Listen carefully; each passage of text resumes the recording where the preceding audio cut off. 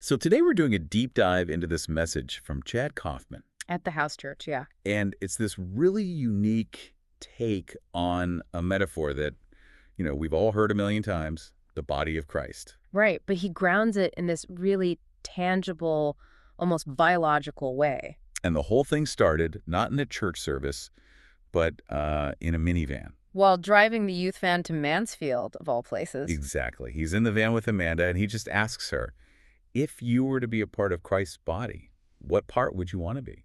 And just to be clear, this was a question he was really chewing on himself. The kids in the back weren't part of it. It was more of an internal thing for him. But the thought just stuck with him. So much so that he brought it to the whole church on Sunday, just, pass the microphone around. And this is where it gets really interesting. You start to see the personality of the community. Oh, for sure. The first answers are exactly what you'd expect. Richard immediately says he'd be the heart. To love like Jesus. Very noble. Others pick the eyes, to see the lost, or the hands and feet. Yeah. Standard answers. But then Amanda chimes in. And she picks the big toe.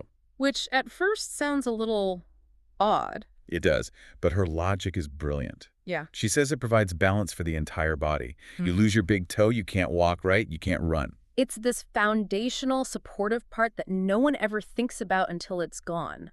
It's not glorious, but it's essential. Okay, but we can't skip the comedic peak of this whole thing. Oh, we have to talk about Matthew. Chad asks him, and without missing a beat, Matthew says he wants to be the small intestine. A bold choice. And his reason was just, perfect. He says, to squeeze all the crap out. And the room just erupted.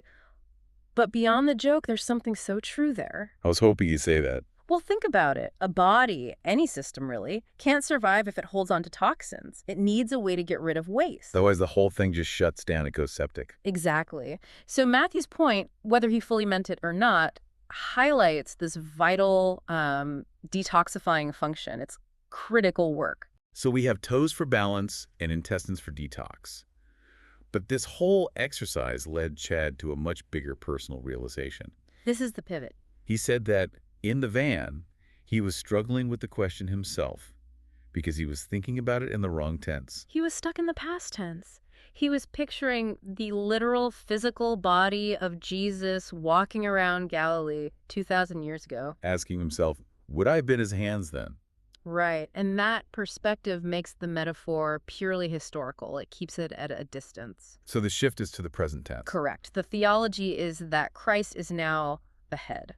The brain and believers, the church, are the current living body on earth. The brain is what sends the signals. The brain signals the hand to move. The hand doesn't decide on its own.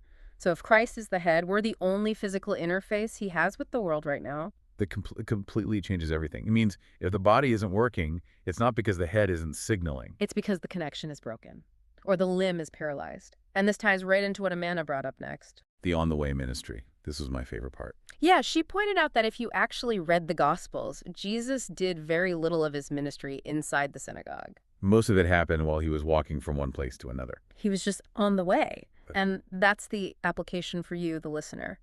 Being the body isn't something you do inside a building for an hour a week. So if you're a resource officer, that's where the body is.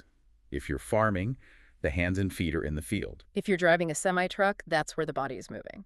It happens at Walmart. It happens when you feel that nudge, that signal from the head to help someone right where you are. It just erases the line between sacred and secular work. It's all just biological function. The intestine doesn't wait for Sunday morning to do its job. It works when the body needs it.